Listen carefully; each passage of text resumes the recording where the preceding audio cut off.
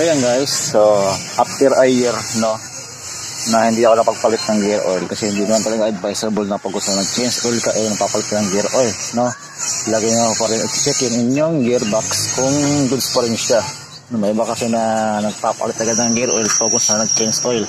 So tayo ay hindi. So check natin kung malinaw pa rin. Kasi pagwas na nagpapalit naman ng pagwas na sobrang laan na yung parang iba na kulay niya. So malinaw pa rin naman siya, no. So, ang sukat ng ating ilalim guys, 10 po yan ilalim, o 12, 10. Yan o.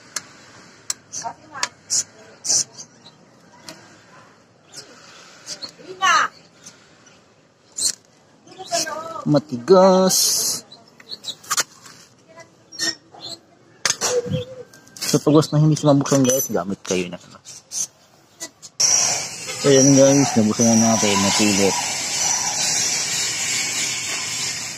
So marami yung factor na dapat nyo munang isipin bago kayo magpalit ng gear oil. Kasi minsan ang gear oil hindi na agad yung pinapalitan. Depende na lang kung iba na ang kulay o nagbawas. No? Kasi ito hindi siya nagbabawas. Kahit na-check mo dito,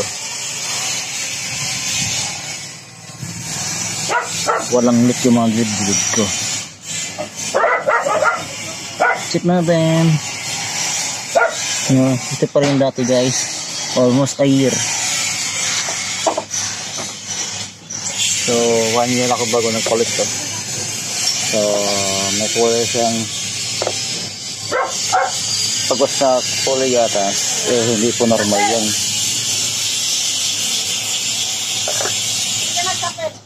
Yeah. Malalaman natin almost a year kung ano ang kulay niya. Yan. Amat tayo na. Palit gear oil. Vlogger tayo ngayon. Vlogger tayo, vlogger. No? Isang taon daw nagpalit ng kulay. Normal lang ganito. Normal lang yung ganyan pag isang taon. Wag lang yung makulay gatas. Oh. Parang lagis rin ah. Sige, ingat, ingat. Ayan. Ito na ang kulay niya guys. Kulay kape. Ibig sabihin, tama-tama yung kuwan niya, no. Talagang nag-aanuhan yung kanyang mga gearings, no.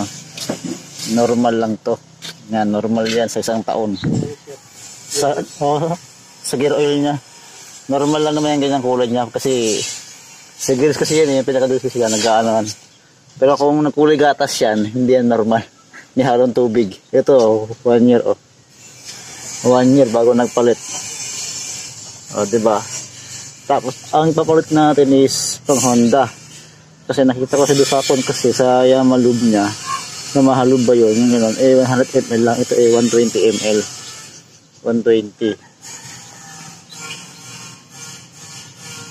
Kita.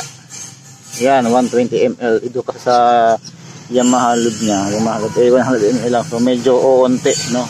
Mas maganda kasi yung lahat ng gearings mo, masasapol niya.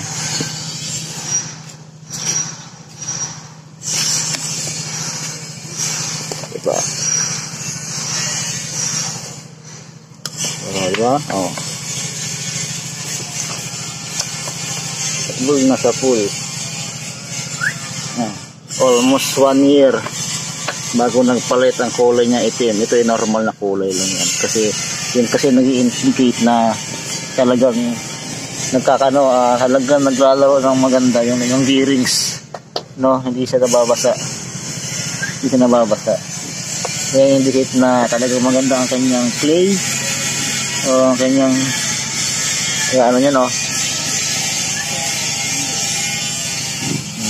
Diba?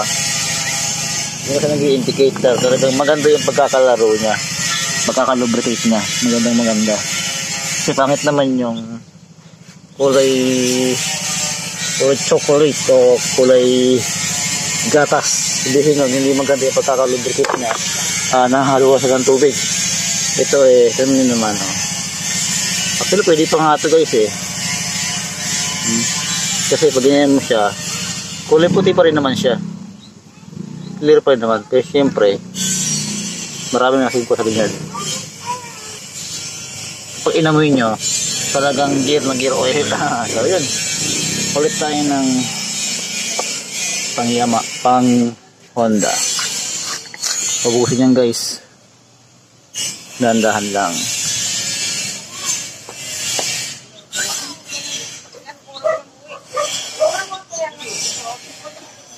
Kasi bumaba yan guys, no? Sabi, di ba? Ito yung kulay niya, kulay kape. Sabihin talaga nag-i-indicate talaga na maganda ang pagkakalubricate ng ating gear.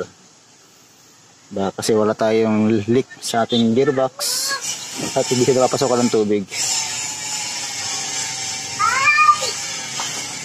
Diba? Kung iba kasi na nakapasok ng tubig, nag-iiba ang kulay. Ito eh hindi.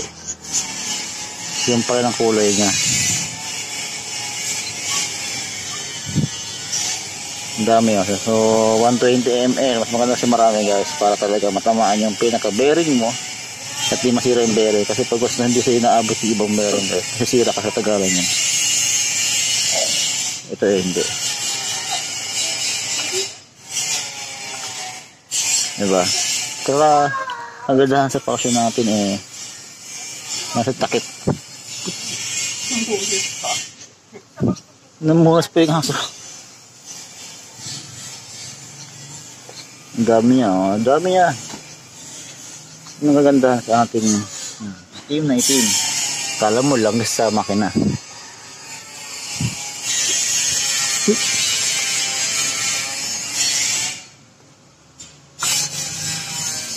Ang dami, oh.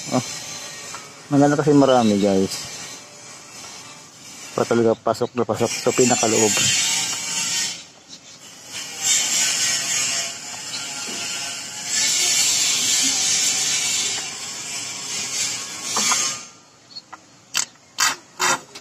Simot.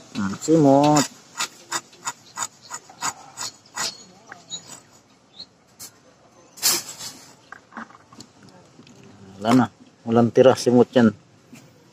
So, dapat ganun guys. Pag mas na ano kayo. Na, ilagay nyo marami kayong iisipin na factor bago kayo magpalit ng gear oil ninyo. Kasi minsan pag mas na may buras yung ating gearbox, kasi talaga napapasok pa ng tubig yan. Minsan naman sa gear hose, no, yung gaya na ito, gear hose ko na sa airbox. Kapag was na nasa airbox na yung gear hose ninyo, tapos nagkulay gatas pa rin, sabihin nun mayroon pa rin butas dyan. So yun ang hahanapin ninyo, kung saan nyo siya makikita o paano nyo maaayos. Sa akin eh goods na goods na.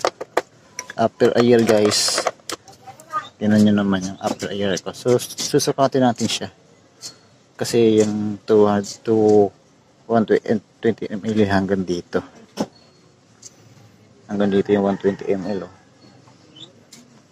Nalaman natin, pero hindi siya nagbawas. Alam ko kuha pa rin to ang hard ml to. So yan guys, nalagay ko na yung laman ng ating lumang gear oil. So hanggang dito siya. Hanggang dito yung laman niya. Ayan dito. Diba? Diba? Oh. Sabihin ng boss lang ng onti. Onti lang binawas niya kasi maliit din naman na nabili kong gear oil eh. Diba? Oh, diba? Oh, may pangatira dito oh. May tira pa nga dito oh. Kaya ko inubos. Diba? Ito guys, pwede pala ito pang backup. Pwede pa yung pang backup guys pag once na nag-leak ang ating gear. Ang ating gear oil. Pwede i-back up yan. Huwag nyo itatapon to guys ha. Yung mga pinag-change oil ninyo. Kasi magagamit yun pag once na pumunti yung gear oil nyo sa gearbox ninyo. Pwede siya pang backup, pandagdag. Huwag agad-agad kayo na magpapalit. Huwag nyo itatapon. So, yun lang guys.